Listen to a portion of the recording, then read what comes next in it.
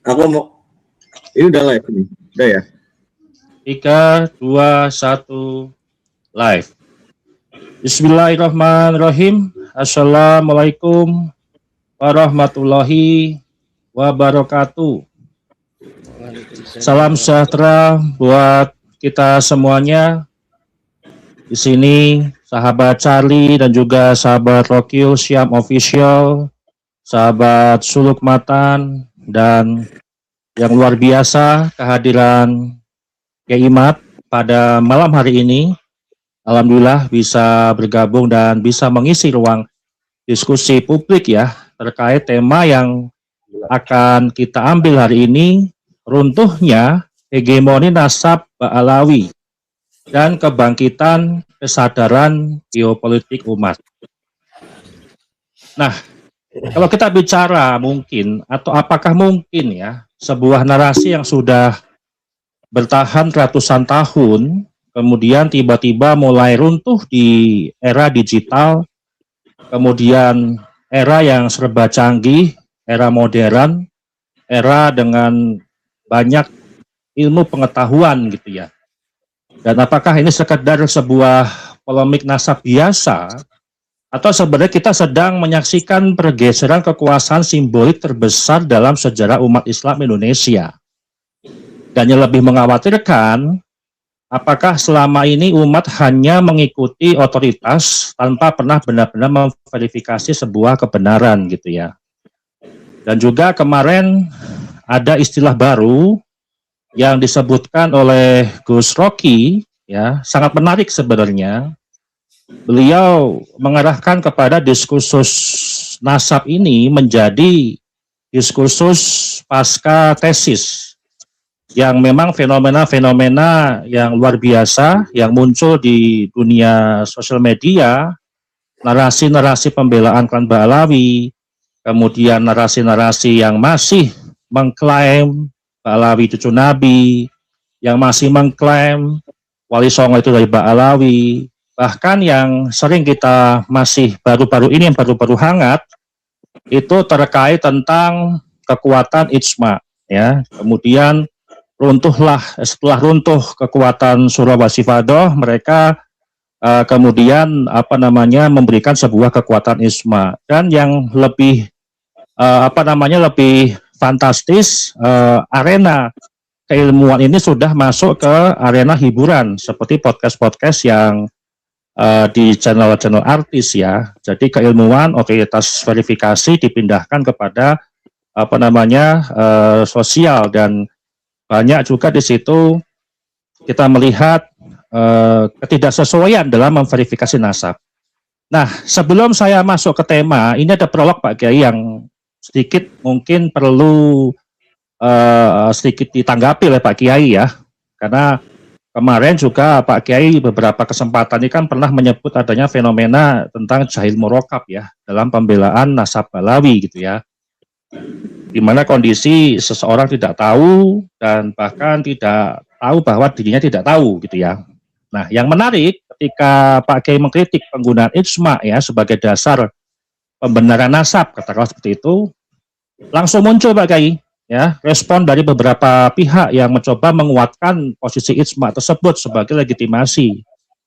Itu dari trio Muhyiddin ya. Ini trio Muhyiddin asli ya.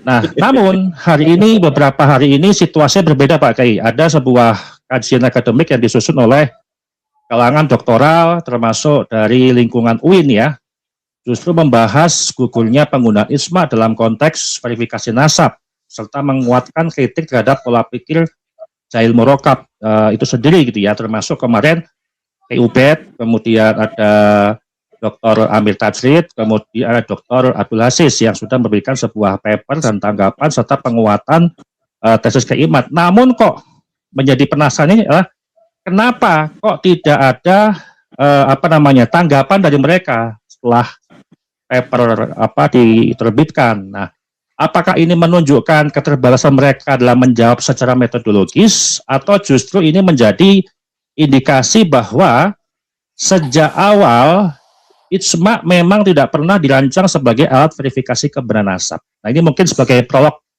tanggapan dari Pak Kiai. Monggo, silakan Pak Kiai.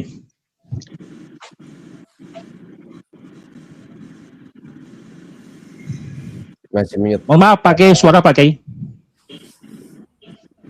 Suara. Assalamualaikum warahmatullahi wabarakatuh. Waalaikumsalam warahmatullahi wabarakatuh. Sahibul channel Kang Mas Charlie Al-Jailani, Gus Rocky Syam yang sekarang ada di Inggris. Kita doakan semoga Gus Rocky yang sedang menuntut ilmu di Inggris mendapat keberkahan dan keselamatan.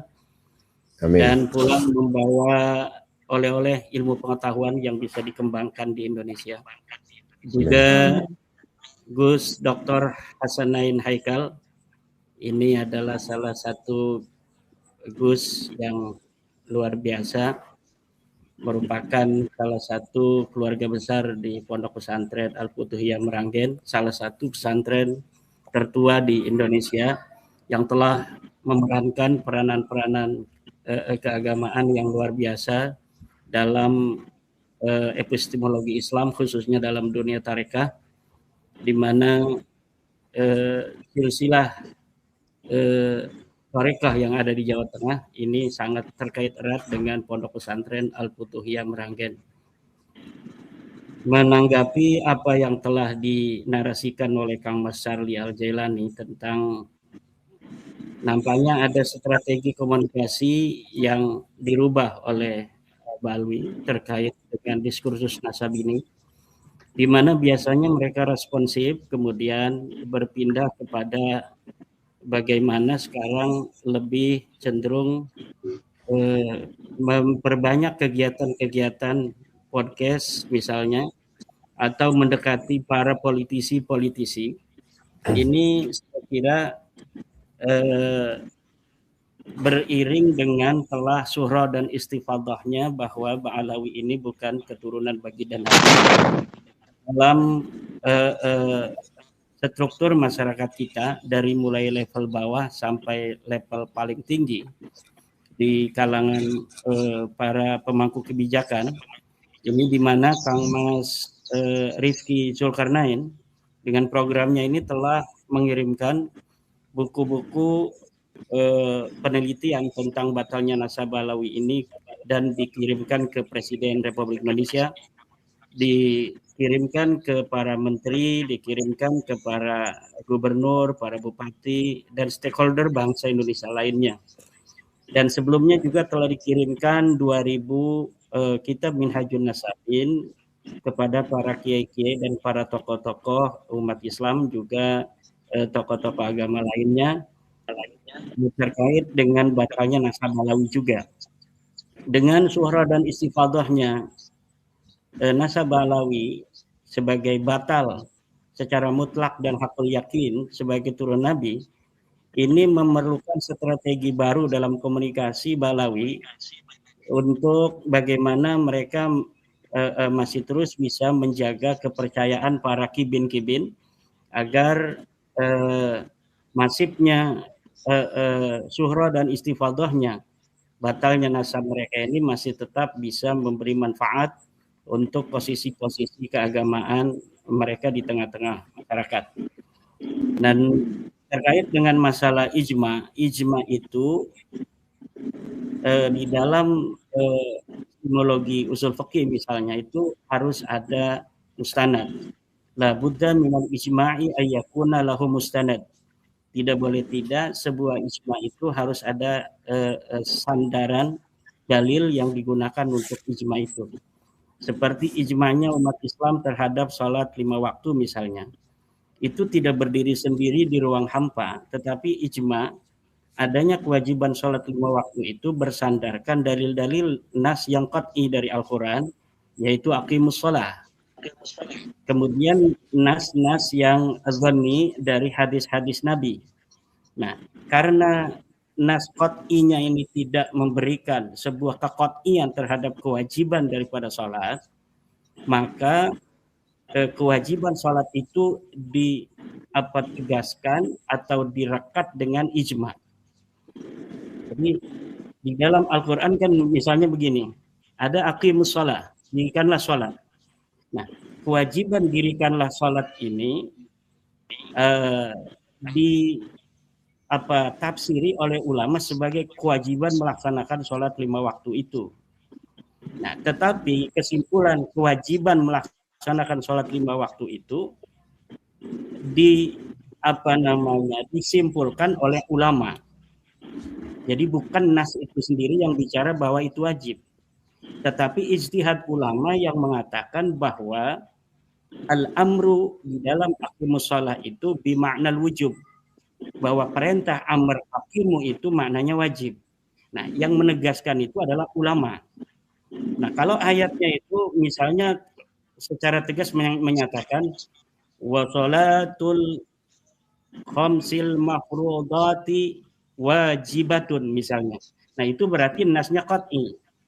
Sedang tidak ada di dalam Al-Qur'an ayat semacam itu yang menyatakan bahwa sholatul khamsil al-mafruḍah wajibatun. Sholatul khamsil maktubah misalnya wajibatun, itu tidak ada. Nah, karena tidak ada, tetapi di sana ada dalalah, ada mustanad, yaitu ayat aqimus shalah, maka ditetapkan secara ijma oleh ulama bahwa sholat 5 waktu itu hukumnya wajib. Nah, itu namanya mustanad. Begitu pula dari hadis-hadis Nabi, sholat 5 waktu segala macam. Itu tidak bisa dijadikan dalil secara tegas tentang kewajiban sholat 5 waktu. Karena hadis-hadis itu yang mutawatir sangat sedikit sekali. Sedangkan untuk sebuah kekot'ian dilalah itu memerlukan dalil yang qat'i juga. Nah, dalil yang qat'inya tidak ada, Al-Qur'annya tidak ada, hadis mutawatirnya tidak ada, adanya hadis ahad. Nah, maka yang qat'i mana? Yang qat'i adalah ijma. Maka dikatakan oleh para ulama, siapa orang yang melanggar adanya ijma itu maka dia bisa kena hukum kafir. Nah, kalau nasabah alawi ini makanya saya kurang begitu merespon sebenarnya tentang ijma itu, hanya sedikit-sedikit. Tidak selayaknya santri-santri dari Jawa yang telah belajar kitab Al-Mustasfa, belajar kitab Jam'ul Jawami, belajar kitab Ghayatul Wusul untuk bicara tentang ijma untuk kasus nasabah alawi. Kenapa? Karena ini memalukan santri bicara tentang ijma untuk nasabah alawi, sementara kitab-kitab nasab di abad ke-4, ke-5, ke-6, ke-7, ke-8, ke-9 tidak memberikan mustanad. Tiba-tiba seorang Balawi bernama Ali As-Sakron di abad ke-9 mengatakan bahwa itu telah diijma. Jadi pernyataan adanya ijma itu berbarengan dengan munculnya pengakuan Balawi sebagai turun Nabi. Di dalam kitab Al-Burqatul Musyiqqah yang dikarang di abad ke-9 Hijriah itu di dalam kitabnya telah ada bahwa nasab Balawi ini telah diijma. Nah, pernyataan itu setelah diverifikasi, iddi'aul ijma itu adalah iddi'aul ijma yang bila mustanad. Tidak ada sandaran apapun yang dilakukan oleh Ali bin Abu Bakar As-Sakron untuk menguatkan iddi'aul ijma itu, pengakuan adanya ijma itu. Nah, jadi ijma itu dikategorikan sebagai iddi'aun kadzibun. Jadi sebuah pengakuan yang dusta tentang adanya ijma, padahal jangankan di ijma, masuk dhaif aja tidak. Ini masuknya hadis. Kalau hadis, nasabah alawi ini adalah nasabun maudhu'. Kalau hadis, hadisun maudhu', yaitu hadis palsu. Hadis yang la aslalah, tidak ada asal sama sekali, dicari di dalam kitab Daruqutni tidak ada. Dicari di dalam kitabnya Huzaimah tidak ada. Apalagi dalam Sunan-Sunan. Apalagi dalam Sahih Bukhari. Tidak ada kitab yang menyatakan hadis itu. Maka ulama mengatakan la aslalahu, artinya tidak ada asal sama sekali. Tidak ada kitab yang menyebutkan hadis itu. Maka hadis itu disebut hadisun maudhu'un, hadis yang palsu. Nah, kemudian nasab alawi yang mengaku sebagai keturunan Ahmad bin Isa Ahmad bin Isanya disebutkan di abad keempat. Ahmad bin Isanya disebutkan di abad kelima dalam kitab Tahdhibul Ansab. Anak-anaknya sebagian disebutkan, tapi tidak disebut nama Ubaid di sana. Kemudian di abad masih kelima dalam Muntaqilatul Talibiyah disebutkan nama Ahmad bin Isa. Disebutkan nama-nama anak daripada Ahmad bin Isa yang berketurunan dan bila ilmu. Yang berketurunan dua, itu Muhammad dan Ali, dan yang punya ilat tidak disebutkan, yaitu Husain di dalam kitab Muntaqilatul Talibiyah, karena ada ilat yaitu ikhtilat. Kemudian di dalam kitab Al-Masih juga demikian, ini masih abad kelima semua. Disebutkan nama Ahmad bin Isa, tapi tidak disebutkan nama Ubaid sebagai anak Ahmad bin Isa. Di abad ke-6, 597 Hijriah, dalam kitab Asy-Syajarah Al-Mubarakah, Imam Al-Fakhrur Razi, seorang ahli tafsir dan ahli nasab, menyebutkan dalam kitabnya Asy-Syajarah Al-Mubarakah, nama Ahmad bin Isa disebutkan. Kemudian nama anaknya semuanya disebutkan, tiga-tiganya disebutkan, walaupun yang satu itu ada ilat ikhtilat, tapi tetap disebutkan, yaitu Muhammad, Ali, dan Husain. Muhammad dan Ali ini aqaba, dua-duanya punya keturunan dan dua-duanya bila illah, tanpa adanya ilat. Tetapi untuk Husain ini disebutkan oleh Imam Fakhruddin Ar-Razi, tapi dengan catatan adanya ikhtilat. Ikhtilat itu adalah orang betul-betul mempunyai garis sebuah nasab misalnya. Tetapi karena adanya musyawarah, adanya perkawinan dengan keluarga, kemudian keturunan Ahmad bin Isa ini salah di dalam memitigasi keturunannya ke atas. Bukannya ke Ahmad bin Isa, malah ke Ahmad Asy'arani. Ini sama-sama keturunan Ja'far Shadiq, tapi beda jalur. Nah, karena adanya ikhtilat, Muntaqilatul Talibiyah, Imam Tabatabai di abad 5 tidak menyebutkan Husain ini. Tetapi kemudian Imam Fakhruddin Ar-Razi tetap menyebutkan nama Husain, walaupun ada ilat, yaitu ikhtilat, dengan diberikan tambih bahwa ini ada ilat. Nah, itu sama sekali nama Ubaid tidak ada itu di dalam radar para ahli nasab di abad ke-5 dan abad ke-6. Di abad ke-7 ada kitab Al-Fakhri. Kemudian di abad selanjutnya ada kitab Al-Asili, ada kitab As-Sabatul Musal, ada kitab Umdatul Talib Al-Kubra, karangan Ibnu Inabah 828. Sama sekali tidak disebutkan ketika menyebut nama Ahmad bin Isa dengan anak-anak keturunannya, tidak sama sekali disebutkan nama Ubaid di sana. Ini membuktikan Ubaid ini memang bukan anak dan keturunan daripada Ahmad bin Isa, bukan keturunan daripada Nabi besar Muhammad Shallallahu Alaihi Wasallam. Nah, kemudian keheningan, kesunyian penyebutan selama 550 tahun ini tiba-tiba diijma di abad 9 atau diaku adanya ijma oleh Ali As-Sakran, dan ini adalah sebuah ketololan epistemologis yang dilakukan oleh para santri yang menyatakan adanya ijma. Itu memalukan. Makanya saya tidak terlalu memperbesar itu, tetapi saya ingin memberikan sedikit ilmu untuk dibagi kepada santri itu agar kemudian bisa untuk menelaah kembali. Nah, tepatnya dari universitas-universitas Islam itu gerah. Kok ilmu pengetahuan di pondok pesantren levelnya masih begini gitu. Padahal mereka mengaji dari A sampai Z. Kalau di universitas kan kita mengkaji misalnya bab ijma, ya hanya bab ijma saja.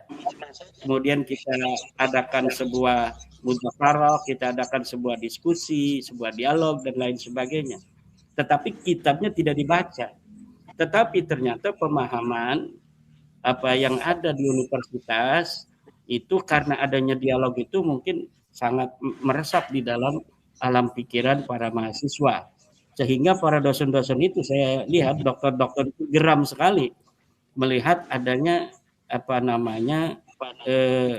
kesenjangan pemahaman terhadap usul fikih yang sebenarnya saya kira di pesantren lain tidak. Itu mungkin karena adanya sebuah keinginan untuk membela yang begitu kuat. Kebetulan ada celah di sana. Nah, kalau misalnya ada celah sedikit kan mudah-mudahan aja ini bisa kemudian direkatkan menjadi kekuatan untuk membela nasabah Alawi. Tapi saya kira masyarakat kita sudah cerdas, santri-santri lain itu semakin banyak yang sadar, dan saya kira santri-santri yang mengaku santri sarang itu saya sudah memberikan sebuah solusi, nggak usah mengkaji kitab-kitab saya dah, nggak usah usul fikih dah, nggak usah mengkaji tentang mantik dah, istikharah saja yang gampang. Jadi istikharah itu adalah salah satu metode para ulama untuk menentukan sikap dalam hal-hal yang iltibas, yang ada tasabuh di sana. Saya sudah memberikan cara, udah istikharah saja para kiai-kiai yang dia tidak mau menerima data-data, kemudian menganggap data-data yang begitu valid, begitu real itu adalah data-data yang kurang menurut mereka. Udah gunakan saja istikharah kepada Allah, salat, kemudian berdoa, ya Allah berikan kepadaku sebuah petunjuk, apakah Ba'alawi ini turun Nabi atau bukan. Saya yakin kalau mereka berani beristikharah, Allah akan memberikan kepada mereka itu petunjuk bahwa Ba'alawi ini jangankan sebagai keturunan Nabi Muhammad, orang Arab saja bukan. Itu mungkin nanti akan diimpikan itu ketemu Siti Fatimah Zahra, bisa jadi ketemu dengan langsung dengan Rasulullah Muhammad SAW. Wa qala inna Ba'alawi laysu min dzurriyyati laisa baini wa bainahum mutun bisilatin albattata. Mungkin begitu yang akan dikatakan oleh Rasulullah Muhammad SAW. Mungkin demikian dulu, Kang Mas Karim. Baik, teman-teman ya, netizen yang mau bertanya ke Kiai Imad, monggo dipersilahkan mumpung beliau punya banyak waktu hari ini ya.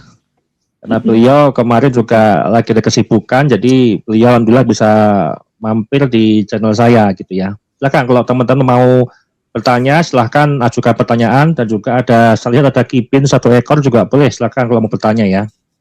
Baik, kita ke Gus Haikal terlebih dahulu ya, untuk menanggapi apa yang tadi disampaikan oleh Kiai Imad ya, luar biasa. Jadi beliau sudah tidak menghiraukan lagi pembenaran lah melalui ijma ya. Karena juga terakhir paper atau artikel yang diunggah di RMINU Banten yang dibuat oleh 3 doktoral itu juga belum mampu dibantah ya. Itu memang mungkin mereka secara metodologis ya nggak bisa membantah dengan data gitu ya. Monggo silakan Gus Haikal. Terima kasih. Assalamualaikum warahmatullahi wabarakatuh. Waalaikumsalam warahmatullahi wabarakatuh. Dan Gus Rofi dan Bang Carli, alhamdulillah masyurillah. Saya senang sekali bisa satu pembahasan hari ini bisa bermajlis bersama Kiai Muhammadin dan Gus Rofi dan Mas Arif. Dan para pemirsa dimanapun berada, semoga Allah merahmati kita semua, semoga yang kita sampaikan hari ini bermanfaat, bisa membuka wawasan baru, dan bagi yang belum terbuka ya mudah-mudahan Allah memberi hidayah gitu. Ya, luar biasa sekali yang disampaikan Kiai Imad.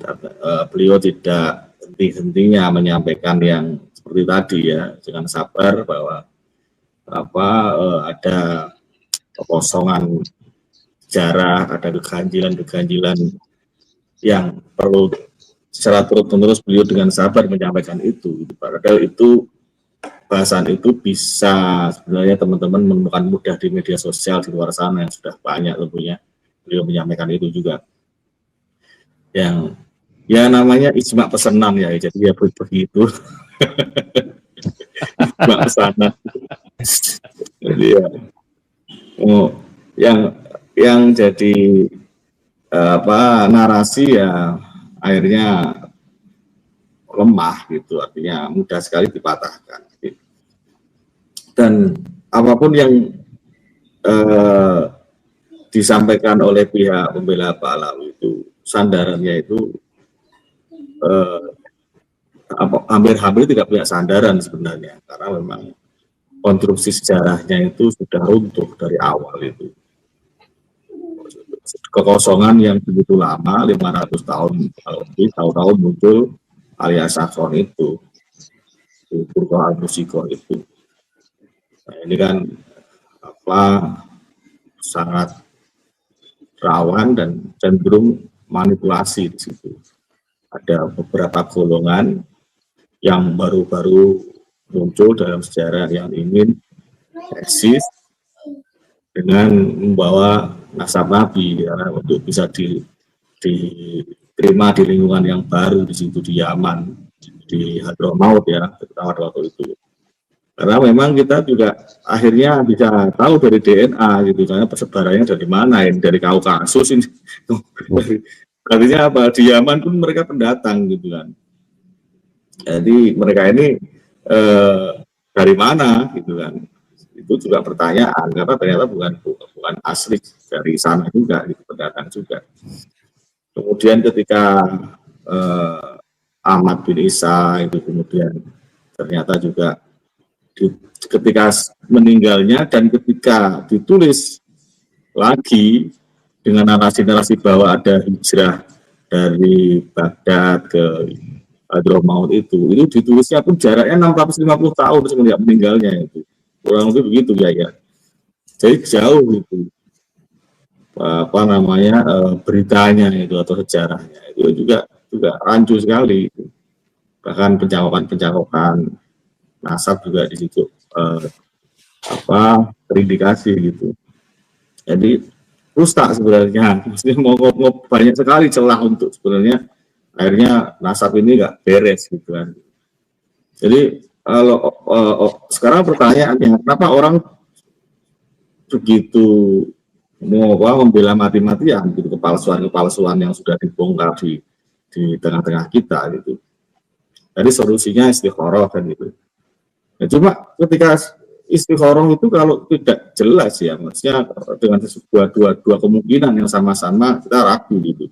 Tapi kalau ini satu gelap, satu kopi ya apa yang membuat ragu gitu. Kepentingan apa gitu, ada motif-motif apa di situ kan. Jadi kalau kemudian tidak mampu untuk menelaah ya bertanya atau taklid ya.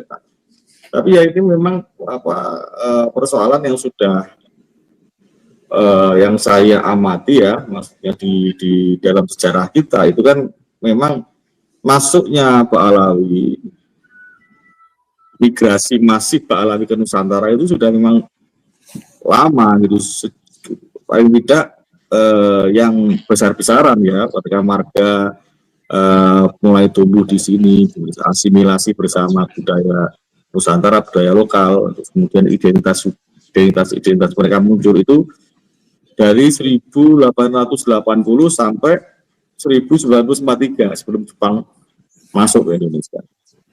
Jadi ketika ini era pasca perang Diponegoro yang jelas kan, untuk akhirnya kemarin sudah kita bahas Utsman bin Yahya muncul sebagai mufti Batavia untuk memfatwakan dengan fatwa-fatwa yang melemahkan perjuangan pribumi untuk melawan penjajah Belanda, karena mereka punya tujuan Islam dan politik itu dipisahkan.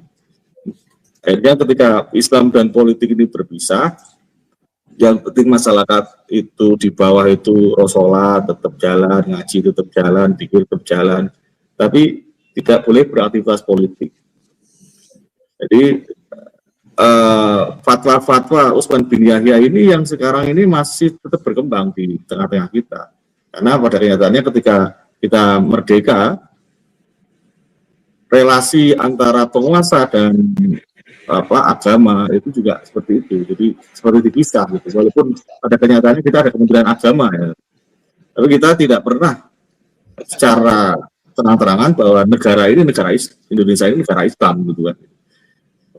Ya memang ada di situ dulu Piagam Jakarta, terus ada kata-kata yang dihapus di situ yang kemudian itu menjadi konsensus bersama bahwa negara ini negara berketuhanan gitu, sebagai yang kalimat yang menjalankan syariat dari para pemeluknya itu dihapus gitu. Nah, ini efek dari pemisahan politik dan agama lama. Akhirnya ketika kesini bentuk negara kita pun negara Pancasila yang kemudian keagamaan ini menjadi situasi yang kompleks gitu. Banyak aliran-aliran bermunculan, aliran-aliran madhab-madhab dan apalagi ideologi-ideologi transnasional juga bermunculan gitu. Tapi karena yang besar ini Nahdlatul Ulama, yang besar secara kurang lebih 150 juta ya, kurang lebih jumlah dari warga Nahdliyin ini yang besar ini, dan kemudian juga di situ ada Muhammadiyah dan ada organisasi yang lain, maka kepentingan untuk mereka ya, dalam konteks ini kaum Ba'alawi itu untuk masuk di elemen antara Muhammadiyah dan NU ini bertemu gitu untuk melanggengkan antara ideologi mereka dalam ideologi Ba'alawi itu, doktrin Ba'alawi itu. Jadi ketika 900 kemudian 928 itu Robiqah Alawiyah itu muncul ketika teman-teman Hadromat yang lain, Hadromatis yang yang bermigrasi bersama mereka yang tergabung di Al-Irsyad itu, yang mereka sebenarnya menyadari dulu bahwa Ba'alawi ini bermasalah terhadap pergaulan karena sangat rasis sekali. Karena mereka dengan nasabnya itu pengen dihormati, pengen diakui sebagai nasab Nabi. Kemudian akhirnya persinggungan dengan Hadromi yang lain itu muncul di situ. Akhirnya mereka memisahkan diri menjadi Robiqah Alawiyah ini. Nah kalau ditarik ke ke era sekarang, kenapa ada perubahan-perubahan strategi yang tadi disinggung oleh Kiai Mahyudin Usman Al-Bantani dari diskusi-diskusi yang di ruang-ruang diskursus ilmiah yang mereka jelas tidak mampu melawan itu sekarang marak atau bukan marak ya, mungkin mulai muncul ya. Itu ada di irisan-irisan politik, ada di irisan-irisan influencer di public figure. Ini dalam rangka antara lain ya untuk mempertahankan suruh wal istifadahnya itu ya, yang mereka klaim itu kan itu. Dan tentunya setelah diskursus nasab ini kemudian selesai, karena runtuh ya gitu. Otomatis pergeseran berikutnya, tektonik ini, gempa tektonik ini itu akan menerjang di halaman Robiqah Alawiyah kan begitu. Nah, kepentingan mereka sekarang itu bagaimana mempertahankan Robiqah Alawiyah. Nah, mempertahankan Robiqah Alawiyah antaranya dengan cara dekat dengan para umaro ini, pengambil kebijakan ini kan gitu. Pengambil kebijakan ketika mereka dekat, mereka diakui, kan ada istilahnya penguatan-penguatan di itu. Akhirnya mereka bisa untuk sementara ini aman gitu kan. Karena seperti yang sudah saya singgung di beberapa pertemuan kita kemarin bahwa ketika kita misalnya membawa inisiatif ini, bukti-bukti yang sudah diperoleh segala macam ke Kemenkum ya, itu untuk artinya karena Robiqah Alawiyah ini kan jelas bermasalah gitu kan. Dan doktrin nasabin ini itu jelas rasis kan, itu agama yang melarang, undang-undang melarang, aturan melarang gitu kan. Ketika ini terus dipaksakan pengakuan ini, dan tidak hanya nasab persoalannya gitu, ada pembelokan sejarah di Indonesia yang kemudian berimbas pada ruang-ruang keagamaan kita, ada khurafat-khurafat yang kemudian juga sudah mulai dibahas dan bermunculan bahwa mereka ternyata bukan bagian daripada Ahlussunnah wal Jamaah, bahwa bahkan Kiai Marzuki Mustamar itu secara terang-terangan bahwa Ba'alawi sesat gitu kan, terang-terangan begitu ya. Memang kalau kita cermati ya memang berbeda sekali gitu kan. Nah ini tentunya benteng mereka yang secara kelembagaan masih tetap ada, masih tetap selalu menyetembeli nasab mereka, melegitimasi nasab mereka ya Robiqah Alawiyah. Jadi ini bermasalah tentunya. Nah, kalau kemudian kita punya bukti material yang cukup untuk mengarah ke sini, tentunya akan kesulitan selama mereka masih menangkan narasi di wilayah politik, gitu kan, di wilayah tokoh-tokoh politik. Nah ini yang saya kira sedang mereka pertahankan sekarang, gitu. Dengan menjalin komunikasi politik, gitu lebih. Nah, tapi ya nggak apa-apa, gitu. Itu ya apa namanya? Artinya mereka ya mungkin bisa jadi ada pepercahan internal juga barangkali, karena juga saya juga kemarin mendengarkan misalnya seperti podcastnya Kiai Salim itu yang mengatakan bahwa Habib Lutfi selama ini ternyata bukan Ba'alawi. Kenapa begitu? Bukan Habib, gitu kan?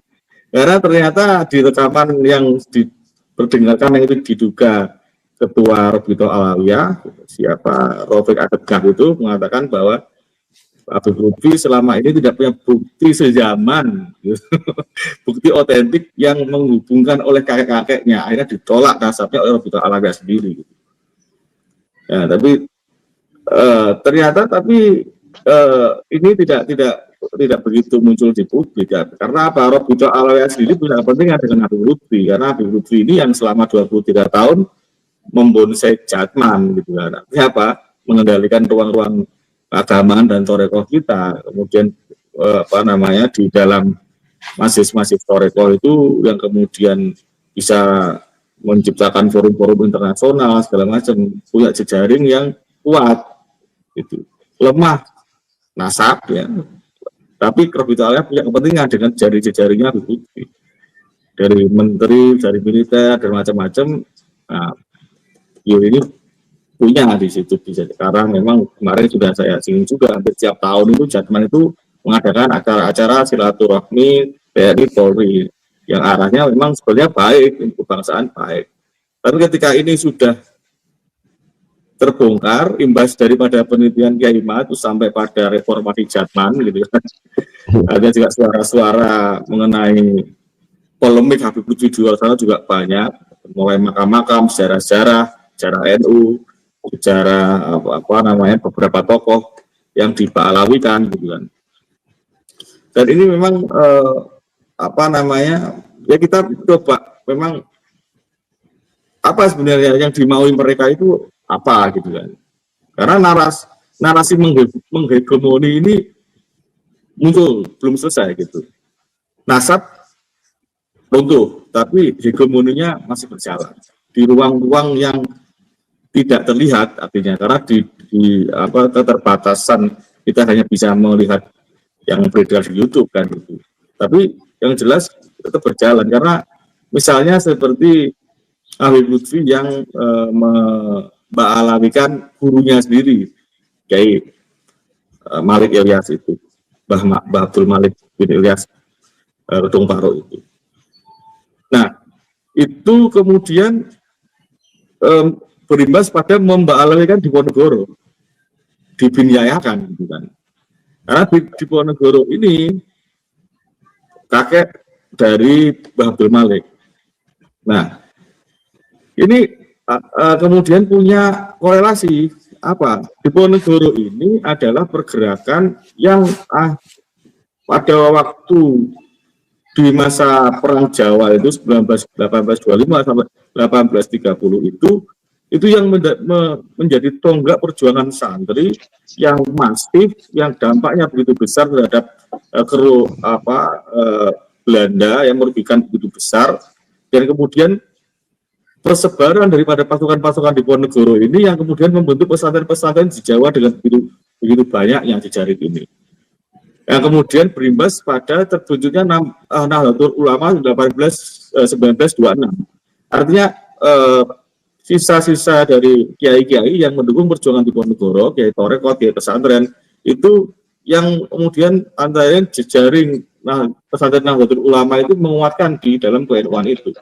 Akhirnya punya korelasi apa? Habib Lutfi punya kepentingan untuk Diponegoro itu diba'alawikan. Kan begitu jadinya. Karena apa? Karena ini tonggak daripada Kiai Jawa, gitu. Tonggak daripada perjuangan Kiai Jawa, gitu. Jadi bisa dibaca seperti itu. Karena memang ketika ini tidak dulu juga bertanya-tanya kenapa kok sampai ada kepentingan apa Diponegoro dibalawi kan, ada kepentingan apa sampai misalnya Sumodiningrat dibalawi kan, karena Sumodiningrat itu bagi versi mereka itu ayah Diponegoro ternyata kan gitu. Bebasan bin Toha bin Yahya itu. Jadi ini narasi-narasi yang kemudian menghegemoni ini belum selesai. Karena apa? Karena itu dari pihak pemerintah sendiri mendiamkan, dari otoritas sendiri mendiamkan sejarah itu. Tapi kemarin sudah bagus ya, artinya ada pihak Dinas Kebudayaan dari Yogyakarta untuk kemudian turun untuk membuat keputusan bahwa makam Sumodiningrat yang benar ada di sana kan, di daerah itu gitu, Jogja. Nah, ini yang kemudian sekarang terjadi ya kita masih mungkin kesulitan untuk bisa bergerak di ruang-ruang yang sebenarnya mereka itu sudah bergerak duluan di sana gitu. Dan ada maksudnya bergerak di ruang sana di ruang-ruang umarok dan militer gitu. Yang berbahaya itu ketika militer ini sebenarnya. Karena apa? Militer ini yang pegang senjata. Jangan sampai militer ini terbalawikan kan gitu. Karena negara ini mau bagaimanapun selama militer ini belum masih netral, masih bagus, masih bisa, negara ini bisa bertahan gitu. Karena untuk memulai sebuah revolusi kita berandai-andai gitu kan. Karena ini juga ada imbas perang Iran, Israel segala macam, kita mencoba untuk membaca gitu kan. Selama militer ini masih netral, masih bagus, ya ini masih artinya ada nasionalisme itu yang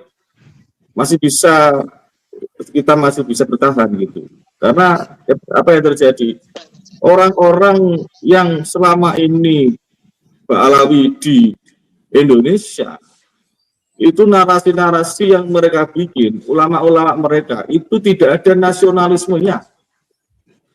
Tarim segala macam itu ditarik ke budaya-budaya mereka.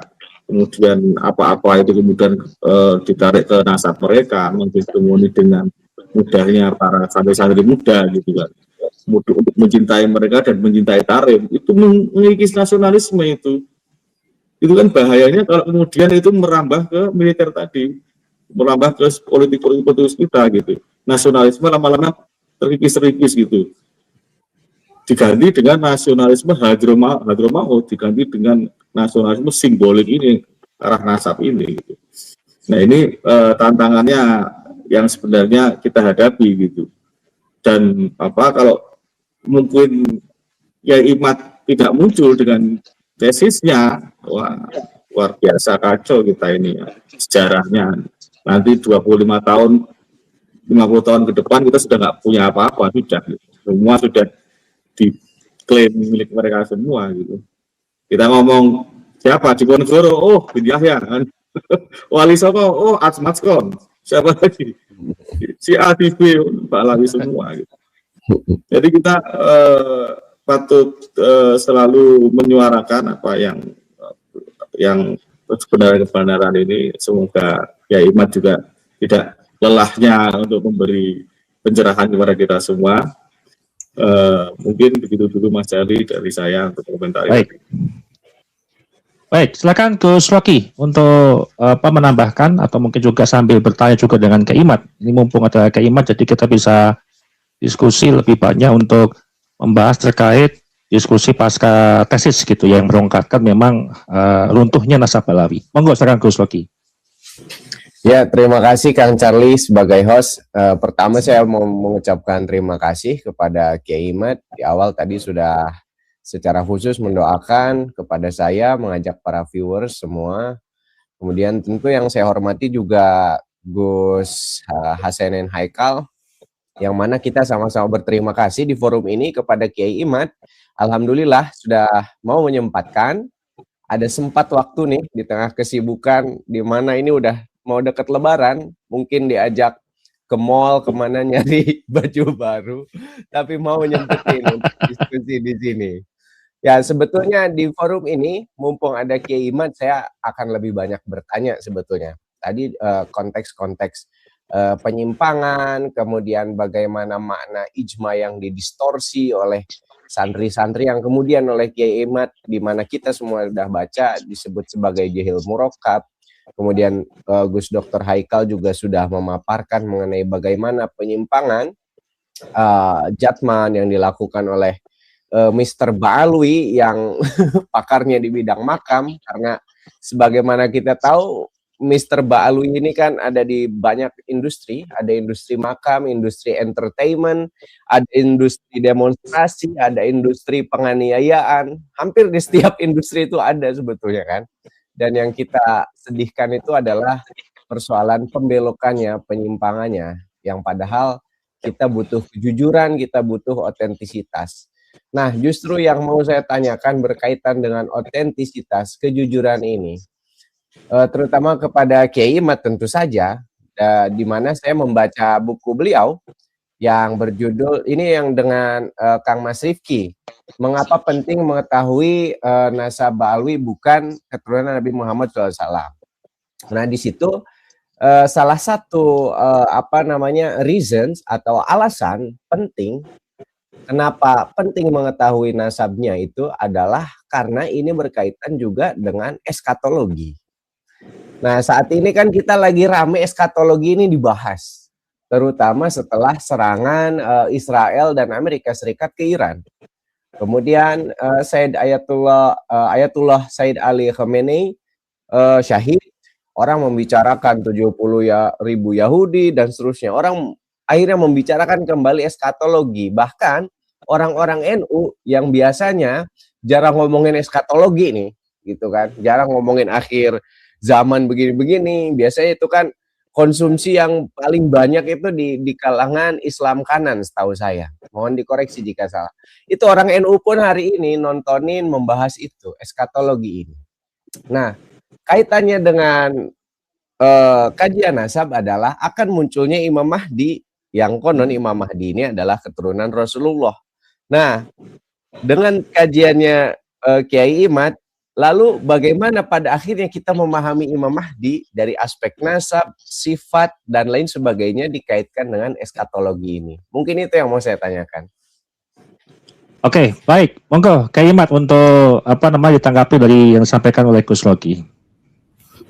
Ya, di antara yang sangat penting untuk mengapa kita penting untuk mengetahui bahwa Ba'alwi ini bukanlah keturunan Nabi adalah karena ada terkait eskatologi, di mana nanti dalam pemahaman Sunni bahwa Imam Mahdi itu belum lahir. Dia akan lahir di akhir zaman dari keturunan Nabi besar Muhammad SAW, yang dia mempunyai ayah namanya sama yaitu Abdullah, dan dirinya mempunyai nama yang sama yaitu Muhammad. Itu dalam versi kita, versi orang-orang Sunni. Dengan adanya pengakuan di hari ini bahwa seseorang yang bukan turunan Nabi, yang platnya G, sebagai keturunan Nabi, ini akan terkait dengan akhir zaman nanti yang akan terjadi sebuah kebohongan dari klaim Imam Mahdi itu. Jadi kalau kita hari ini menerima Ba'alwi, yang di antara mereka ada yang bencong, ada di antara mereka yang melakukan sodomi, ada di antara mereka yang jadi artis membuka aurat seperti Andi Soraya Assegaf, kemudian Atika Al-Hadi, kemudian ada Al-Jufri juga yang pembawa acara, Rahma Sarita Al-Jufri. Nah, dengan berbagai macam akhlak yang tidak sesuai dengan akhlak nubuwah itu, seharusnya sudah menjadi sebuah indikator yang kuat bahwa tidak mungkin secara akhlak saja mereka turunan Nabi. Tidak mungkin ada turunan Nabi yang mempunyai akhlak seperti mereka, seperti Ba'alwi ini. Tidak mungkin. Ini secara akhlak saja. Ada di Indonesia aja, ada yang terkait sodomi, ada yang terkait dengan perzinahan dan diakui perzinahannya. Seperti Toha bin Yahya yang ada di Cirebon. Kemudian ada yang jadi bencong, hanya kan. Dan itu tidak mampu gitu kan. Mengaku sebagai turun Nabi tapi bencong gitu kan. Gak mungkin lah itu. Jadi genetiknya itu bukan genetik nubuah itu. Tidak mungkin genetik nubuah memiliki keturunan yang demikian. Kalaulah tidak ada kaitan nutfah nubuah yang sering dikatakan oleh Gus Yahya itu nutfah nubuah dengan akhlak, lalu kelebihan apa yang dimiliki oleh keturunan Nabi itu jika mereka harus sama dengan orang lain? Tentu kecenderungan keturunan Nabi untuk lebih dekat dengan Tuhan itu memiliki porsi yang lebih besar. Makanya kenapa Allah mengatakan innama yuridullahu liyudhiba ankum rijsa ahlul bait. Nah, Allah ingin rijsa ini secara genealogis ini dihilangkan dari keturunan. Allah menginginkan itu. Menginginkan itu bukan telah terjadi. Tetapi ada spirit di sana, ada kekuatan bagi keturunan Nabi untuk memiliki celah yang lebih besar dari yang lainnya jika mereka menginginkan itu untuk lebih suci dari yang lainnya. Ini di dalam penafsiran para mufassirin seperti itu. Ada juga yang mengatakan dalam tradisi Syiah, yudhiba ankum rijsa ini telah terjadi. Pokoknya keturunan Nabi yang memiliki itrah nubuwah, mereka itu suci. Tetapi tradisi Sunni, dalam tradisi Sunni itu yuridullah itu ya yurid itu belum terjadi, tetapi memiliki celah yang lebih besar dari yang lainnya untuk lebih bisa mendekatkan diri pada Tuhan jika dia menginginkan itu, karena Allah menginginkan itu. Nah, oleh karena itu para kibin-kibin rahimakumullah, seharusnya Anda itu ketika melihat ada Asegaf yang masuk Kristen, ada Asegaf yang jadi bencong, ada bin Syihab yang cat mesum, ada bin Smith yang mukulin anak-anak orang gitu. Perang nggak berani dia, tapi mukulin orang yang sudah jelas akan tidak melawan itu dia berani. Kemudian ada yang membunuh dengan pengecut, orang lagi sholat dibunuh. Nah itu pengecut kan. Nah itu terjadi. Nah, sedangkan kalau kita baca dari itu sejarah para keturunan Nabi yang asli seperti keturunan Raja Yordan, itu dari generasi ke generasi Syuhra dan Istifadah akhlaknya begitu mulia. Syaja'ah yang dimiliki itu adalah syaja'ah tabi'iyah, keberanian yang secara tabi'i dimiliki oleh turunan Nabi. Perang dalam setiap masa, setiap generasi. Tidak ada rasa takut mati. Banyak di antara mereka itu yang umurnya tidak sampai 50 tahun. Itu kebanyakan turunan Nabi itu umurnya tidak sampai 50 tahun karena apa? Karena mereka berperang di jalan Allah. Tidak ada rasa takut. Itu ciri-ciri nutfah nubuah itu di situ. Kemudian akhlak ketika bukan dalam masa perang mempunyai rahmah yang lebih dari yang lainnya. Cara-cara bertutur kata yang akhlakul karimah. Tetapi kalau kita lihat Balawi, wahai kibin-kibin rahimakumullah, di mana saja Anda berada, coba bandingkan akhlak-akhlak seperti itu ada tidak secara akhlaki di dalam diri para Balawi-Balawi itu. Dan ada juga nih yang belum pernah dibahas oleh para author bahwa tasawuf yang sering kita orang ahli sunnah wal jamaah banyak menggunakannya untuk mendekatkan diri kepada Allah. Ini bagi turunan Nabi ini tasawufnya dari dulu sampai sekarang para buah itu memiliki kecenderungan tasawuf yang amaliyah, bukan tasawuf yang falsafi. Nah, seperti tasawufnya Syekh Abdul Qadir Al-Jailani, tasawuf yang amaliyah saja, tazkiyatun nafas. Tidak tasawuf yang berbau batiniah, yang ada tanasuh, reinkarnasi dan lain sebagainya. Kemudian melupakan syariat. Ini nutfah nubuwah itu turun nabi itu tasawufnya seperti itu. Itu sama dengan tasawuf Nahdlatul Ulama. Makanya tasawuf Nahdlatul Ulama itu dibatasi oleh para pendiri NU kepada tasawuf yang Ghazaliyah dan Baghdadiyah, yaitu Junaid al-Baghdadi. Yang tasawufnya adalah tasawuf yang muhallatun bil kitabi was sunnah, yang dihiasi hanya dengan Al-Quran dan Sunnah. La yakhruju minhuma albattatan, sama sekali tidak keluar dari Al-Quran dan hadis. Nah, coba kalau kita lihat tasawuf-tasawuf yang ada di Qadiriyah, Naqsabandiyah, Khalidiyah, Satoriyah, itu tasawuf yang amaliyah, hanya untuk mendekatkan diri begitu kepada Allah Subhanahu wa taala tanpa ada ajaran-ajaran yang menyimpang seperti ajaran Ba'lawi. Kalau kita mau mendekatkan diri kepada seorang wali yang sudah mati, maka kita bisa membuat kuburan yang palsu agar kita bisa berziarah di sana, dan kemudian ruhnya para wali itu akan datang ke makam palsu itu. Itu sama sekali tidak ada, itu tidak dibenarkan dalam tradisi Nahdlatul Ulama. Dan orang-orang sufi di Nahdlatul Ulama itu bukan dia itu adalah orang yang meninggalkan dunia, sama sekali tidak. Tasawuf dalam Nahdlatul Ulama itu seperti Mbah Hasim, seperti Mbah Wahab Hasbullah, seperti Syekh Nawawi Tenara Al-Bantani. Dia mengajinya kita pasti. Dia seorang teknokrat, tasawuf yang teknokrat, tasawuf yang seorang doktor, tasawuf yang seorang profesor. Di Meranggen ada Profesor Abdul Hadi itu, dia seorang sufi tapi juga seorang profesor, seorang ahli ilmu pengetahuan. Nah, itulah tasawuf yang dikembangkan di Nahdlatul Ulama. Tapi tasawufnya Ba'lawi ini berbeda, Gus Rocky. Tasawufnya Ba'lawi ini tasawuf lebih cenderung kepada seperti yang dikatakan oleh Kiai Ja'far dari Madura. Ini tasawuf batiniyah Ismailiyah yang lebih ke Syiah, tetapi mereka mengaku sebagai ahli sunnah wal jamaah.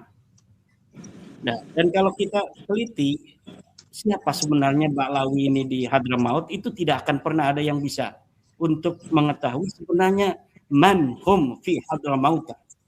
Siapa sebenarnya mereka di Hadramaut itu tidak ada. Dari mana asal usulnya tidak ada yang bisa menemukan. Sepertinya mereka datang dari ruang hampa, begitu kemudian di abad 9 mereka mengaku sebagai turun nabi. Tidak ada kesejarahan sama sekali dalam kitab-kitab sejarah sebelum abad 9. Tidak. Mereka datang dari mana tidak terbukti. Mereka mengaku dari Basra, tidak ada. Ini secara ilmu pengetahuan, secara empiris, kita sudah bisa baca di dalam kitab Al-Ghaibah dari orang Syiah bahwa Ahmad bin Isa itu adanya di Madinah Al-Munawwarah. Lalu yang berada di Basra itu siapa? Ahmad bin Isa bin Zaid dari Syiah Zaidiyah, yang diaku oleh Ba'lawi yang ada dalam tarikh Baghdad sebagai Ahmad bin Isa bin Muhammad An-Naqib. Padahal bukan Ahmad bin Isa bin Muhammad An-Naqib, tapi Ahmad bin Isa bin Zaid. Nah, dan ini sudah saya tuangkan di dalam membongkar skandal ilmiah, nasab dan sejarah Ba'lawi itu. Dan ini tidak bisa dijawab oleh Sayyidina Rumil Abbas itu. Sayyidina itu, Masya Allah. tanggapannya itu terhadap narasi saya itu, dia mempermasalahkan terkib lafad di dalam kitab Al-Ghaibah, dan itu sudah saya bantah. Jadi dia ingin mengatakan kepada Ahmad bin Isa lainnya yang masih keturunan daripada Ali Al-Rudai. Itu bisa dibantah oleh saya dan tidak bisa jawab lagi Sayyidina Rumil Abbas rahimahullah itu. Dan sekarang beliau sedang aktif untuk membela Ali Khamenei dari serangan kaum Wahabi.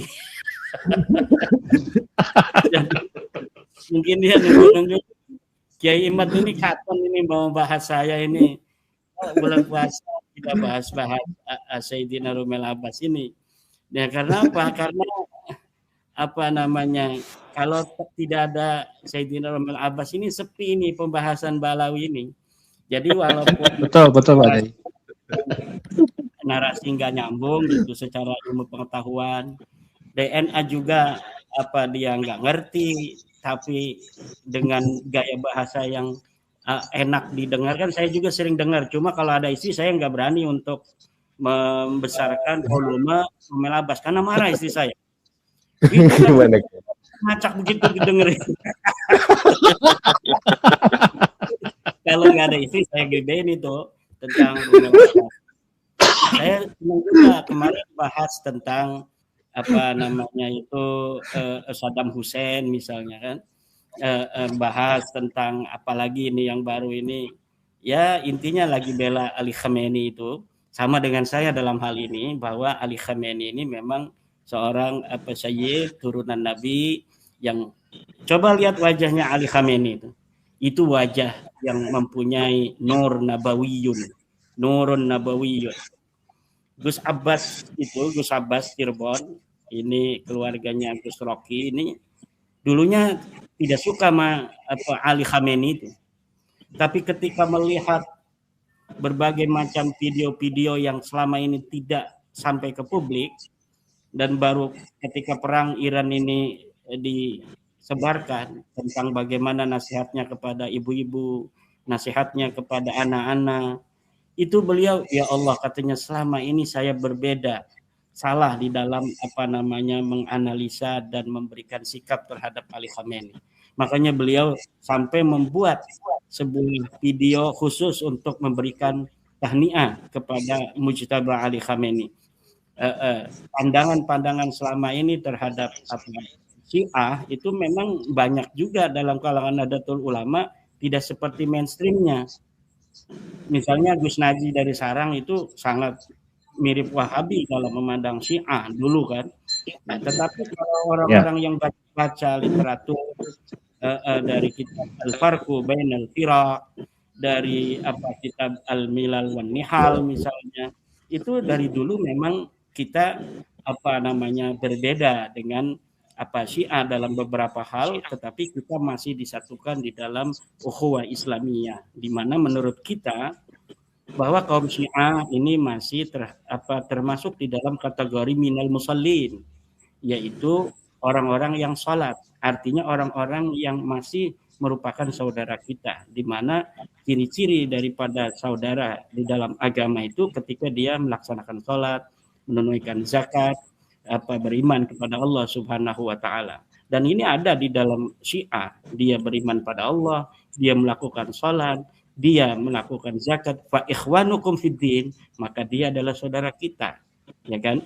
Nah, ini berbeda dengan kaum Wahabi yang selama ini kita kenal pertarungan atau persaingan mereka di dalam diskursus keislaman, sampai ketika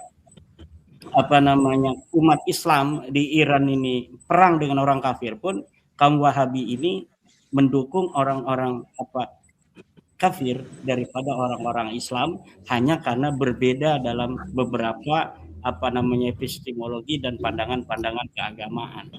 Dan ini saya kira perlu juga untuk menjadi sebuah diskursus ke depan, bagaimana sebenarnya posisi firqah-firqah di dalam Islam terkait dengan pandangan Nahdlatul Ulama. Gus Haikal misalnya sebagai seorang putra kiai besar dari keluarga besar pondok pesantren di Jawa Tengah, dalam tradisi keilmuan yang sangat kuat dan kental, memberikan sebuah pencerahan bagaimana pandangan sebenarnya daripada Nahdlatul Ulama terhadap firqah-firqah di dalam Islam. Mana saja sih yang masih tergolong Islam, mana saja sih yang tidak tergolong Islam. Nah, ini penting agar narasi-narasi Wahabi itu tidak akan memecah persatuan umat Islam, baik di Indonesia maupun di kancah global, internasional gitu. Nah, itu jadi intinya begini, Gus Rocky, tentang Imam Mahdi. Bagi kita, Imam Mahdi adalah akan muncul di akhir zaman. Ini walaupun tidak ada dalil qat'inya ya. hanya dengan dalil dhanni saja, akan muncul di akhir zaman dari keturunan Nabi. Maka penting hari ini kita harus memverifikasi siapa keturunan Nabi yang asli. Jangan sampai kita membuka celah keturunan Nabi yang palsu untuk kemudian diakui oleh umat sebagai turunan Nabi, karena akan berkonsekuensi kita akan menerima Imam Mahdi yang bukan dari keturunan Nabi. Artinya dia Imam Mahdi palsu, padahal umat Islam sudah percaya kepada dia. Nah, tetapi ternyata dia Imam Mahdi palsu dari bin Syihab misalnya, atau dari Alatos. Ya, jelas ini Imam Mahdi palsu kalau keturunan dari Alatos, dari bin Syihab. Nah ini harus diberi. Ini saya kira nanti seperti tadi Gus Haikal itu, Gus Rocky mengatakan pemerintah atau politisi banyak yang masih. Itu politisi itu apa, Gus Haikal jangan dipercaya apa yang dia berikan ke dalam wacana atau ke dalam muka publik itu tidak seperti apa yang dia yakini. Jadi dia mendekati itu hanya karena mungkin satu adalah pragmatisme politik, yang kedua adalah politik identitas, yang ketiga mungkin sedang memitigasi konflik sosial yang mungkin terjadi dari diskursus nasab ini. Yang jelas dengan mereka ini, para politisi kita mampu untuk memitigasi Balawi ini. Sekarang tidak ada yang demo besar-besaran di depan kedubes AS itu Balawi. Biasanya Balawi kan senang itu kalau ada apa-apa isu internasional, mereka akan masa mencaci maki presiden, mencaci maki pemerintah dan sebagainya. Kemudian di situ mereka akan tampil sebagai pembela umat. Sekarang ini kemampuan daripada intelijen kita, kemampuan dari politisi kita. Mereka nggak percaya pada nasabnya, tapi penting ini untuk pragmatisme politik yang sekarang sedang dihadapi pemerintah untuk memegang orang-orang ini agar kebijakan nasional kita terhadap isu-isu di luar negeri hari ini terkait dengan Iran, terkait dengan Israel ini tidak direcoki oleh mereka ini. Karena kalau sama orang NU mereka sudah paham, NU itu gennya adalah gen NKRI. Apapun yang terjadi mereka tidak suka, mereka lagi kesel karena Gus Yakut sedang ditangkap misalnya, tapi tidak akan melakukan hal-hal yang akan merugikan negara kesatuan Republik Indonesia. Presiden kita paham sekali tentang itu, tentang orang-orang NU. Nah, tapi untuk kaum Balawi ini mereka juga paham. Ini kalau nggak dilus-lus nih bahaya nya toa ini. Iya. Komando pakai speaker 15 bikin urusan negara lagi mau lebaran begini, ya lebih baik dilus-lus lah. Dan ini kita hargailah upaya-upaya politisi kita bisa untuk ngangkangi atau memproyeksi Balawi sehingga sekarang alhamdulillah negara kita aman. Kan ujung-ujungnya kan kita inginkan negara kita aman. Adapun nanti Haikal masalah hal-hal lain misalnya tentang sejarah, tentang tentang makam palsu dan lain sebagainya, saya yakin aparat kita sudah bekerja itu. Aparat kita sudah bekerja dan sudah mengantisipasi. Ini kalau ini Balawi begini kita harus bagaimana? Ini kalau Balawi ke situ kita harus kemana? Yang penting pemerintah harus kelihatan netral. Ini saya kira pemerintah kelihatan netral sekali sekarang. Walaupun mereka dekati, ya itu jawani lah. Ya kita paham dengan teori-teori orang Jawa dalam berkomunikasi, dalam bergaul demi kemaslahatan yang lebih besar. Kita hargai pemerintah kita, politisi kita dalam bagaimana mereka memberikan sikap-sikap terhadap kita atau terhadap Balawi. Seperti Gus Tom misalnya. Pemerintah tidak kelihatan membela Gus Tom, ya kan? Tetapi hasil akhirnya adalah dia diputus, divonis, tapi vonisnya itu berbarengan dengan kebebasan dia. Dan alhamdulillah sekarang sudah bebas karena memang dia tidak bersalah. Dia pejuang. Di sana ada makam yang menyakiti umat Islam di daerah Winongan yang dibangun tanpa ada izin dari lurah dan sebagainya.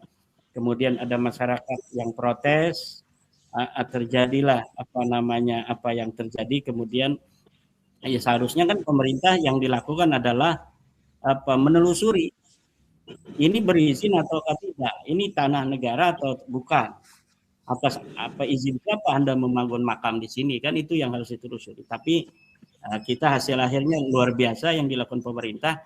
Gus Tom dan Gus Puja hari ini sudah bebas, dan Bahar Smith juga sebentar lagi masuk ke kerangkeng. Ini sudah itu tidak ada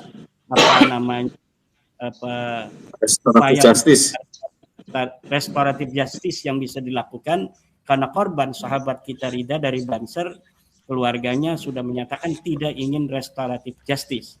Dan jikapun restoratif justice itu diterima oleh Rida, dalam aturan hukum kita tidak memungkinkan seorang residivis yang seperti Bahar ini dalam kasus yang sama kemudian dia bisa lepas dengan adanya upaya restoratif justice. Juga pasal yang ditersangkakan kepada Bahar Smith ini adalah pasal 170 KUHP ini, itu lebih dari 5 tahun. Jadi ada 2 pasal yang dilanggar atau 2 peraturan yang dilanggar apabila polisi atau jaksa menerima upaya restoratif justice ini. Saya kira pemerintah kita akan memberikan keadilan untuk sahabat Banser kita yang telah dianiaya dengan luka yang sangat serius. Jangan sampai itu orang yang berbuat kezaliman itu kemudian dibebaskan daripada kezaliman yang telah dilakukan. Beri keadilan kepada sahabat Banser yang telah dengan apa? Dengan tegakkan hukum sesuai dengan aturan yang ada, yaitu dia harus ditekankan dengan pasal pengeroyokan dan penganiayaan di depan publik. Sebelum dibawa ke dalam itu dia di hadapan publik dulu. Jadi ini bukan kasus yang hanya terkait dengan penganiayaan di dalam kamar gitu yang tidak diketahui orang, tapi ini berlangsung di hadapan publik. Ini terkait dengan ketertiban umum. Sulit sekali restoratif justice apabila sebuah penganiayaan itu terjadi di depan publik, karena mengganggu ketertiban umum selain mengakibatkan luka bagi sang korban itu. Nah, jadi saya harap ini segera polisi segera melimpahkan berkas ke kejaksaan, dan kejaksaan segera memproses itu, berikan keadilan, tunjukkan kepada masyarakat bahwa polisi kita, jaksa kita masih bisa diandalkan untuk menegakkan keadilan di tanah negara Republik Indonesia ini. Ya, baik Pak Kiai. Luar biasa Pak Kiai, ini ada sebutan gelar baru ya untuk Romel Abbas ya, Saidina Romel Abbas itu ya. Bilangnya ngantor tapi ngibin gitu ya. Karena kita sudah kena rudal Mas Romel semua nih Pak Kiai. Saya, Gus Loki, Gus Haikal gitu kan, sudah kena rudal semua gitu ya. Gini, baik Pak Kiai, ada pertanyaan nih Pak Kiai dari nanti. Yeah. Kenapa saya kasih Saidina Romel Abbas? Karena satu Romel Abbas lebih mulia dari seluruh Balawi yang ada di Indonesia ini. Mantap. Masya Allah. Luar biasa. Oke ya. Karena Mas Romel itu kan baperan Pak Kiai. Jadi ya kita kalau lagi menyinggung dikit kita pakai kodenya kan PAI E7 gitu ya. Jadi kita nggak sebut nama, kita pakai sindir kode aja gitu Pak Kiai. Baik, ini ada pertanyaan Pak Kiai sedikit dari netizen ya ke Imat. Sebelum abad 9 Hijri, Habib itu pendatang atau bukan Pak Kiai? Dan Al-Haddad itu sejarah orang atau memang tokoh Balawi Pak Kiai? Monggo silakan Pak Kiai. Ya, jadi sang Balawi ini nggak jelas ini. Dia di Hadramautnya nggak jelas. Apakah dia pendatang atau dia adalah metamorfosis dari Yahudi Hadramaut? Dibilang dia pendatang, tidak ada sama sekali pendukung. Jadi pendukung dia untuk mengatakan dia pendatang pada abad ke-4 Hijriah, yang dia ketika mengatakan bahwa mereka datang itu 317 Hijriah dari Basrah, itu tidak terverifikasi data-data primer. Data-data primer tidak menyebut adanya orang yang pindah 317 itu dari keturunan Nabi. Sementara 280 Hijriah, ketika keluarga Ar-Rasi datang ke Yaman itu dicatat. Jadi kalau keturunan Nabi ini kan orang mulia. Nah, ketika datang ke suatu tempat itu langsung dicatat. Bahkan dalam kitab Muntaqilah At-Talibiyah itu pada abad ke-5, Toba sudah mengatakan, kalau di dalam kitab saya ada orang yang mengaku keturunan Nabi dari satu daerah, tapi di dalam daerah yang disebutkan di dalam alfabet kitab saya ini tidak ada keluarga mereka, maka itu palsu. Coba kita lihat dalam Muqaddimah Muntaqilah At-Talibiyah. Jadi sudah jelas, dalam Muntaqilah At-Talibiyah itu adalah mencatat turun Nabi berdasarkan kota-kota yang ada migrasi turunan Nabi. Misalnya di Banten keluarga Anu. Tidak ada itu dalam kitab Muntaqilah At-Talibiyah ketika bicara Yaman yang ada keturunan Nabi dari keluarga Ahmad bin Isa. Itu tidak ada dan tidak tertulis. Nah, sementara ketika bicara tentang Ahmad bin Isa di dalam Muntaqilah At-Talibiyah, keturunannya itu ada di negara Roy, ada di negara Ramlah, ada di negara Naisabur, itu disebutkan. Nah, jadi kalau ditanyakan Balawi dari mana? Wallahu alam bimuradi. Wallahu alam bihaqiqatil hal. Enggak ada yang tahu. Ini Balawi ini dia dari mana? Sejak 1 Hijriah. Tidak ada yang tahu. Tetapi secara DNA mereka berasal dari Kaukasus, dari Kaukasia. Yeah. Jadi secara garis laki mereka ini adalah dari Kaukasus. Kita ketahui bahwa Kaukasus adalah negeri Yahudi. Jadi abad ke-7 sampai ke-10 itu ada sebuah kerajaan Yahudi yang namanya Kerajaan Khazar di Kaukasus. Nah, setelah dihajar oleh orang Rus dan orang Mongol pada abad ke-10, mereka lari tunggang langgang. Nah, mereka lari tunggang langgang ini kemana? Menyebar ke seluruh dunia. Ada yang ke India, ada yang ke Yaman, ada yang ke Eropa, kemudian jadi Askenazi, ada yang Spanyol, kemudian menjadi Separdi, ada yang ke Yaman yang menjadi Yahudi Yaman. Nah, saya secara ilmu DNA karena berbasis data Najwa Shihab itu tidak mengatakan bahwa Balawi ini berasal dari Yahudi Yaman, tapi mereka berasal dari daratan India sebelum mereka pindah ke Mirbat, kemudian jalan kaki menuju ke Hadramaut. Jadi ada pelabuhan Mirbat dan ada pelabuhan Aden di sana. Tapi yang paling dekat dengan India itu adalah pelabuhan Mirbat. Atau mereka juga bisa menyeberang dari Somalia, misalnya melalui negeri India. Nah, tetapi ketika kita membaca hasil DNA, probabilitas daripada DNA Najwa Shihab itu 48% adalah India. Nah, kalau 48% India, kita lihat apakah ada orang yang berhaplogrup G ada di India? Ada, yaitu dari suku Kalas dan dari suku Paswan. Nah, dua suku Kalas dan Paswan ini memiliki identitas yang sama dengan Balawi, walaupun mereka bukan Islam, yaitu mereka suka mengaku-ngaku keturunan orang besar. Nah, suku yang masuk agama Islam, yang berhaplogrup G ini yang ada di India, suku yang mengaku agama Hindu, yang masuk agama Hindu hari ini itu mengaku keturunan Duryodhana. Sementara yang animisme dari yang berhaplogrup G ini mengaku keturunan Alexander the Great, Alexander Agung. Nah, yang masuk ke Indonesia ngaku turun Nabi, yang masuk ke Hadramaut, masuk Islam ngaku turun Nabi. Jadi ada genetik yang sama dari orang-orang yang berhaplogrup G ini, yaitu suka mengaku keturunan orang besar di masa lalu. Polanya begitu Pak ya? Gimana? Polanya memang begitu ya, di masa lalu gitu ya? Haplogrup G ini. Kenapa? karena mereka memiliki masalah terhadap identitas. Identitas mereka bermasalah. Mereka kalau mengaku orang dari Khazar akan berbahaya. Nah, ketika di Khazar, ini sebelum ke sana, ketika di Khazar mereka mengaku keturunan Nabi Yakub yang dari kelompok ke-13.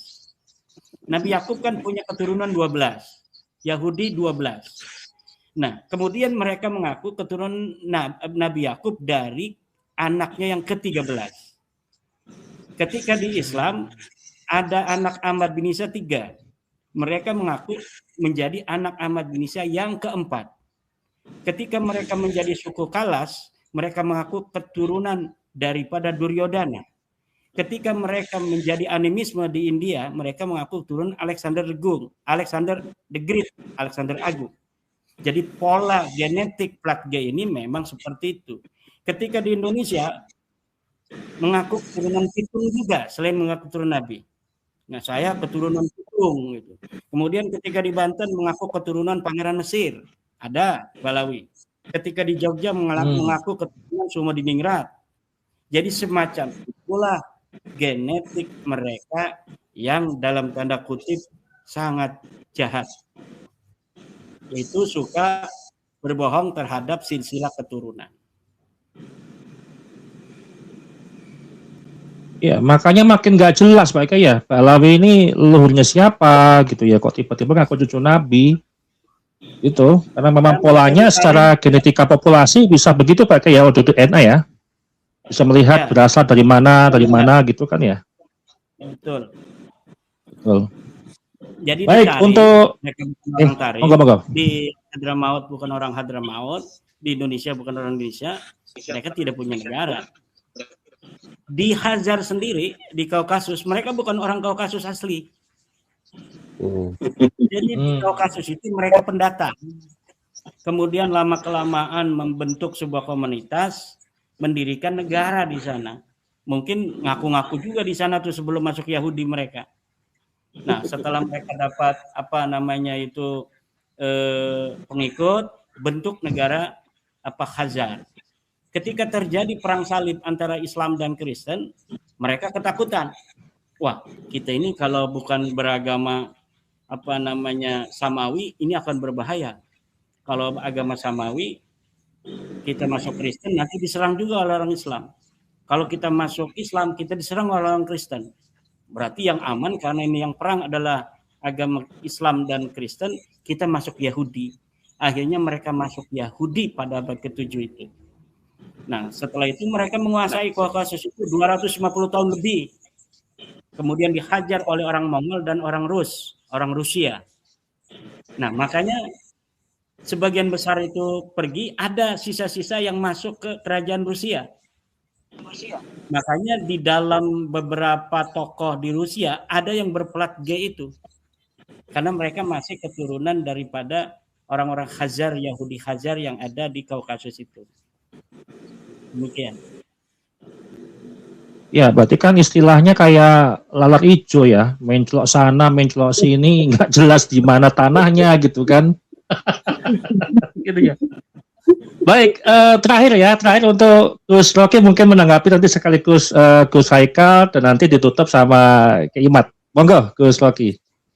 Ya, mungkin saya mau menambahkan sedikit perspektif wacana kritis.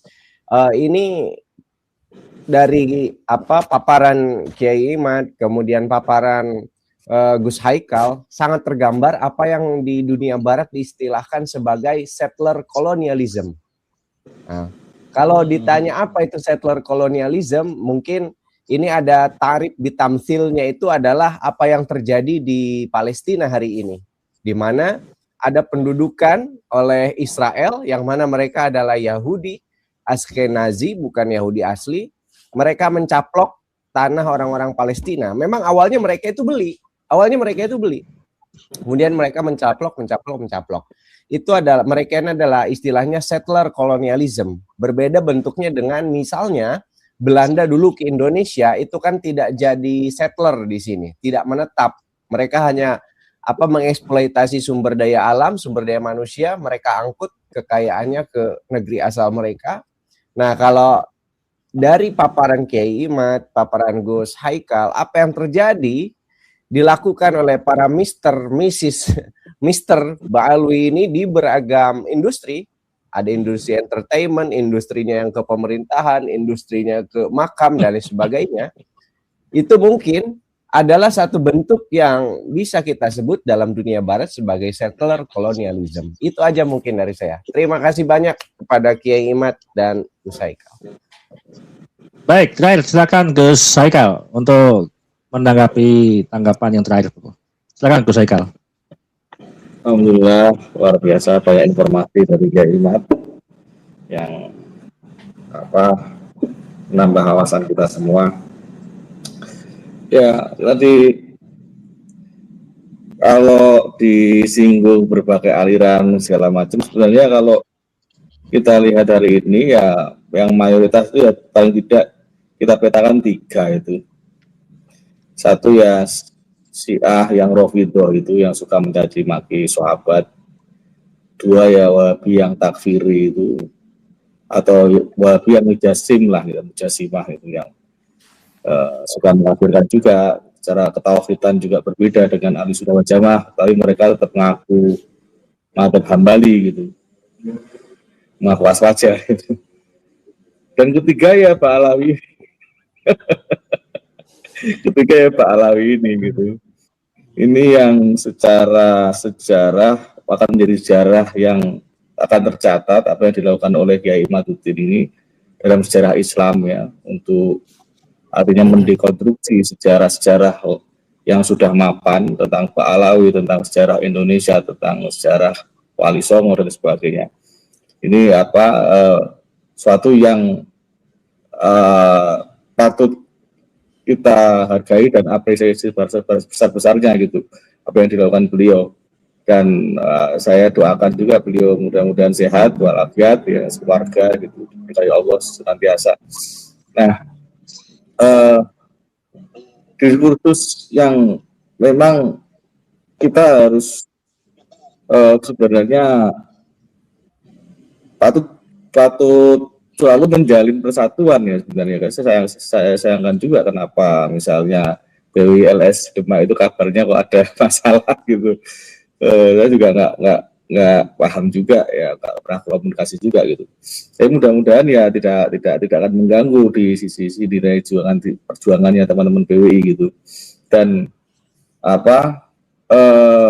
banyak orang yang memang dalam masalah sektarian ini ya, di dalam kasanah Islam itu terjebak dalam diskursus yang lama tentang Sunni Syiah itu, yang selama ini terlalu terus dibentur-benturkan gitu kan, bahwa ini ada Sunni, ada Syiah yang kemudian selalu berperang di Timur Tengah, dan sampai sekarang pun masih digunakan oleh Israel ya. Kemarin sempat misalnya di Saudi itu blok minyaknya di bom sendiri oleh Israel. Maksudnya untuk apa? Ya biar Saudi mau turut berperang sama orang Iran.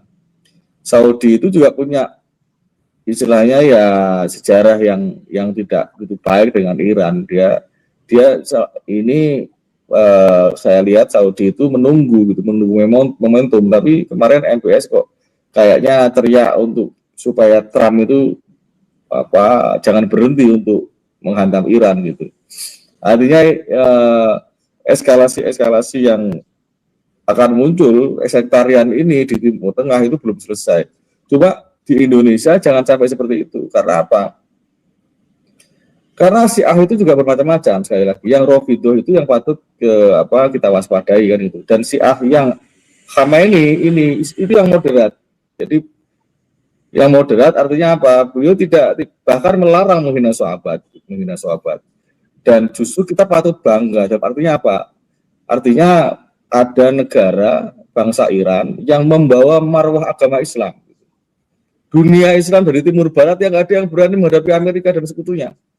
Dunia Islam terpuruk semua, bahkan pangkalan-pangkalan militernya itu digunakan oleh Amerika untuk pangkalan mereka gitu, untuk menyerbu Iran, menyerbu, bahkan setiap saat itu selalu mendukung Israel untuk menghegemoni Palestina, membunuhi anak-anak Palestina gitu kan. Dan Iran itu satu-satunya yang berterang-terangan membela Palestina selama ini. Artinya Allah itu, saya sudah beberapa podcast yang lalu, Allah itu menjaga marwah agama Islam ini melalui bangsa Iran gitu. Karena yang berani melawan hegemoni Amerika, orang-orang yang memusuhi Islam. Kalau nggak ada Iran, wah, orang Islam nggak bisa punya harga diri lagi. Sudah semuanya terpuruk semua negara-negara Islam. Bahkan bukan hanya artinya bukan hanya tidak mau berhadapan, bahkan berteman gitu kan, berteman atau ikut mendolimi sesama Muslim gitu, ikut mendukung apa yang dilakukan oleh Amerika dan Israel untuk memerangi orang Islam, untuk memerangi Palestina. Itu kan menyedihkan sekali. Dan itu seperti yang disinggung Kiai Imad tadi, Wahabi di sini kok belum berubah gitu. Ya mungkin ya mereka nggak tahu itu kok. Ya ini yang apa yang dilakukan oleh Wahabi itu masih itu terstigma oleh konflik sektarian itu. Dan itu yang selalu menjadi celah untuk bagi Amerika dan sekutunya dan orang-orang yang musuh Islam untuk masuk di celah itu, untuk dibenturkan gitu.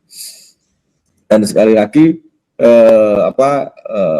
kita patut waspada dengan gejolak-gejolak yang ke depan ini untuk perang Iran ini, untuk imbasnya sampai ke Indonesia dalam sektor ekonomi, mungkin juga nanti juga ada beberapa krisis yang mungkin kita hadapi gitu untuk negara ini, semoga bisa bertahan gitu.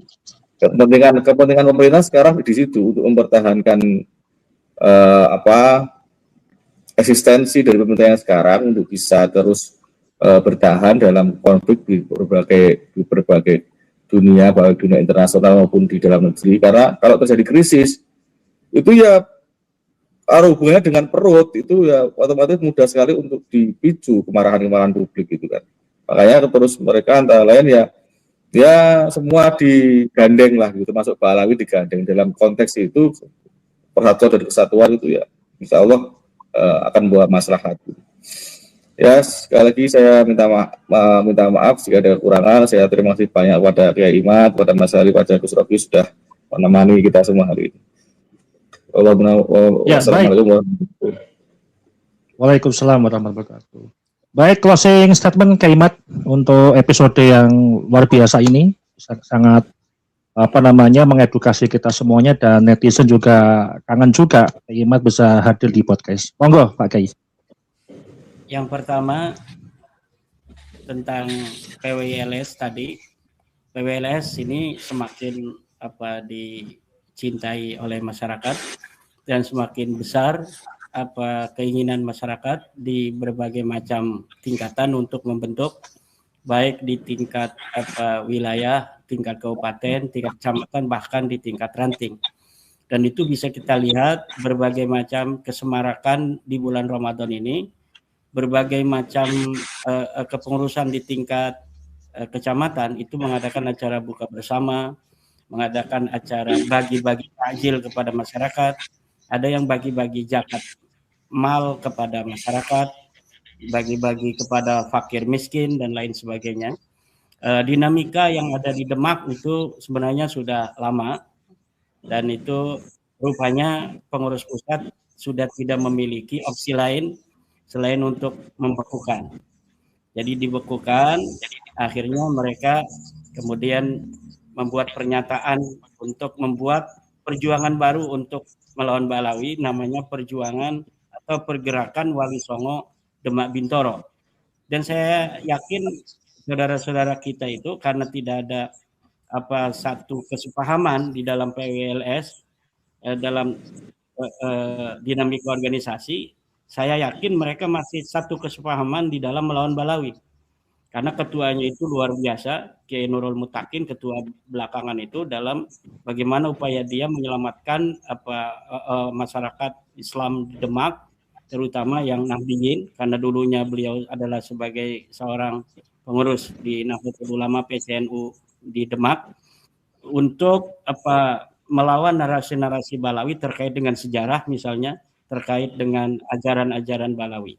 Jadi walaupun perbedaan di dalam organisasi, cara pandang organisatorisnya, tetapi dalam melawan Balawinya tetap sama, dan mereka akan terus memperjuangkan bagaimana caranya agar masyarakat terbebas dari doktrin-doktrin Ba'alawi yang dikatakan oleh Kiai Marzuki itu sudah sesat.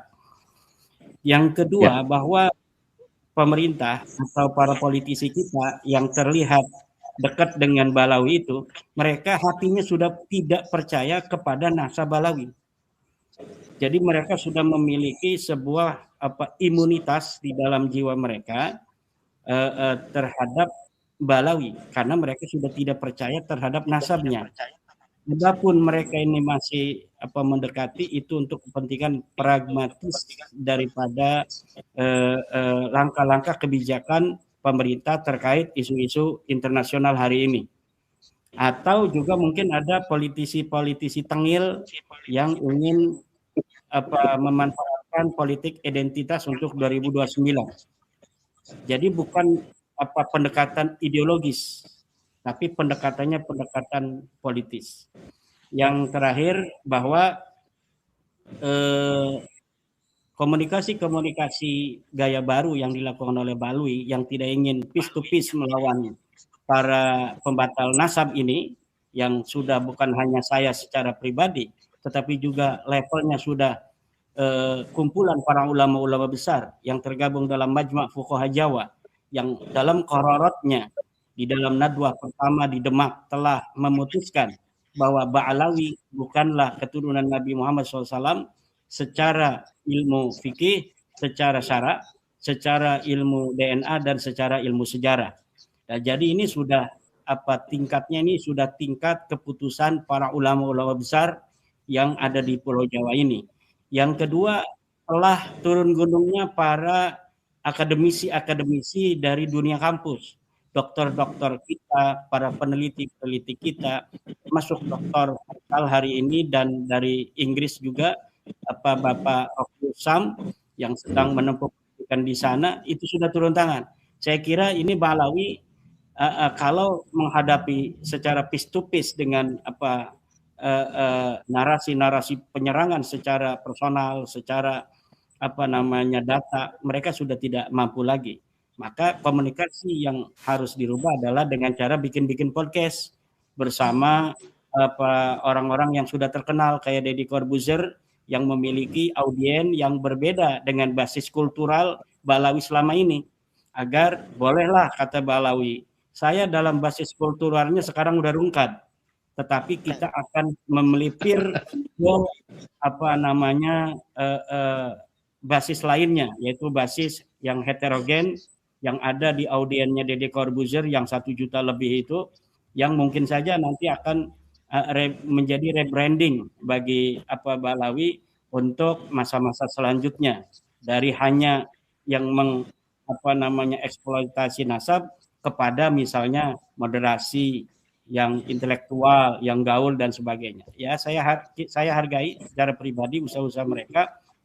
Yang penting bagi kami, sebelum mereka itu belum mengakui bahwa mereka bukan turunan Nabi, bahwa mereka ini masih melawan. Jadi selama mereka belum mengakui bahwa mereka bukan turunan Nabi, berarti mereka masih melawan. Kalau mereka masih melawan, kita masih memerangi narasi mereka itu demi kepentingan kita dan anak cucu kita sebagai bangsa Indonesia di masa kini dan di masa yang akan datang. Kemudian yang terakhir, kepada masyarakat umat Islam, terutama warga Nahdliyin, bisa melihat apabila ada politisi-politisi yang bukan hanya untuk pragmatis kebijakan kita hari ini terkait dengan hubungan internasional, tapi misalnya ada kepentingan politik 2029 dengan mendekati mereka kepada Habib ini, kita buktikan, jangan pilih politisi yang mendekat kepada Balawi itu, agar ini menjadi pelajaran di masa yang akan datang. Dia yang calon DPR, dia calon bupati, calon gubernur, calon presiden, yang masih memperlihatkan diri mendekat calon dosen, Jangan Calon Rois Am. Calon Rois Am. Terutama Romi ya. Begitu pula. Ya. Begitu pula calon Rois Am di Nahdlatul Ulama, calon ketua umum. Saya kira ini sebenarnya kalau Nahdlatul Ulama, karena saya memahami, sebenarnya sudah saya katakan 99% mereka tidak percaya kepada nasab Balawi. Hanya ada faktor-faktor sanad, faktor-faktor lain yang mengakibatkan mereka selama ini masih membuka diri untuk berhubungan dengan Balawi. Mungkin hanya Nusron Wahid yang ideologis itu. Ya, masih itu Pak Kiai. Masih ini akut itu. Mendekati Balawinya itu ideologis, tapi kalau yang lain itu tidak. 99% itu adalah minus Nusron Wahid itu satu itu yang ideologis mungkin percaya. Tapi yang lain itu 99% yang tidak memberikan narasi terhadap publik pun itu sudah tidak percaya kepada nasab Ba'alawi sebagai keturunan baginda Nabi Muhammad SAW. Sekali lagi, jangan pilih politisi yang dekat dengan Ba'alawi. Kita buktikan bahwa kita sudah tidak mau lagi dieksploitasi oleh kepentingan-kepentingan nasab mereka. Karena yang paling mulia di sisi Allah adalah yang paling bertakwa. Siapa yang orang yang berprestasi, dialah yang berhak untuk mendapatkan posisi-posisi. Siapa yang dia paling berilmu, dialah yang tinggi pangkatnya. Bukan karena nasabnya. Nasab, seseorang tidak bisa merubah nasabnya kemana. Tetapi seseorang bisa merubah kapasitasnya. Dari orang bodoh bisa menjadi orang alim. Dari orang yang keluarga tidak mempunyai kesempatan di dalam politik, dengan demokrasi yang kita anut, kita bisa untuk masuk ke kancah politik. Tetapi jika ajaran-ajaran Ba'alawi yang dipegang oleh bangsa Indonesia, maka selamanya bangsa Indonesia akan berada di ketiak Ba'alawi dan akan direndahkan secara sosial dan secara spiritual. Terima kasih. Selamat Idul Fitri untuk bangsa Indonesia yang beragama Islam, dan untuk umat lainnya, saya Imaduddin Usman mengucapkan terima kasih atas dukungan masyarakat non-Islam terhadap umat Islam untuk menjalankan ibadah puasa ini dengan tenang dan damai. Assalamualaikum warahmatullahi wabarakatuh. Waalaikumsalam. Baik, kesimpulannya, runtuhnya hegemoni nasab Balawi itu nampaknya tidak bisa lagi dibantah ya, tidak bisa lagi dibuktikan dengan data ketika mereka menunjukkan bahwasanya Judiyah Nabi, termasuk daya dan upaya dari pengklaim Mansur Wasifadoh, kemudian ijma ulama gitu ya, dan sekarang ini fenomenanya justru bergeser terhadap popularitas ya, makanya sekarang berpindah arenanya ke podcast artis ya, yang memang menghibur, banyak ketawanya gitu kan, daripada isi ataupun materi yang disampaikan. Ya mungkin hari ini pilot projectnya adalah Habib Jafar ya. Mungkin nanti ada balai-balai lain yang masuk ke dunia hiburan. Ya siapa tahu mungkin mencoba peruntungan menjadi stand up komedi ya mungkin bisa jadi gitu ya, karena nasab pun juga sudah rungkat juga di Indonesia gitu kan, sudah nggak bisa dipungkiri lagi dengan bukti apapun gitu loh. Silakan, nggak apa-apa gitu ya. Dan yang disampaikan Kak Imad itu betul, memang secara penyampaian tadi 99% petinggi-petinggi NU tidak percaya dengan Habib itu bukan asumsi ya, itu memang sebuah angka yang menunjukkan hal itu. Karena di riset lapangan yang saya sampaikan itu memang di angka 90% ke atas ya, artinya untuk NU secara struktural yang sudah tidak percaya terhadap Habib sebagai cucu Nabi, dan itu memang membuktikan hal itu. Baik, terima kasih Kiai Imad, terima kasih Gus Rocky, dan terima kasih Gus Haikal yang sudah menyampaikan podcast kita pada malam hari ini, dan terima kasih teman-teman masukannya. Tadi ada yang masukkan untuk bisa podcast dengan Ketua Naat, kemudian dengan Surya Sunan Ampel, bahkan ada tadi yang minta untuk podcast wawancara dengan Deddy Corbuzier ya. Waduh, ini di luar ini ya, kemampuan juga ya. Apakah mau dengan channel yang masih di bawah 20.000 gitu ya? Ya mudah-mudahan nggak masalah kalau misalkan bisa jadi audiens yang baik gitu ya untuk membahasnya.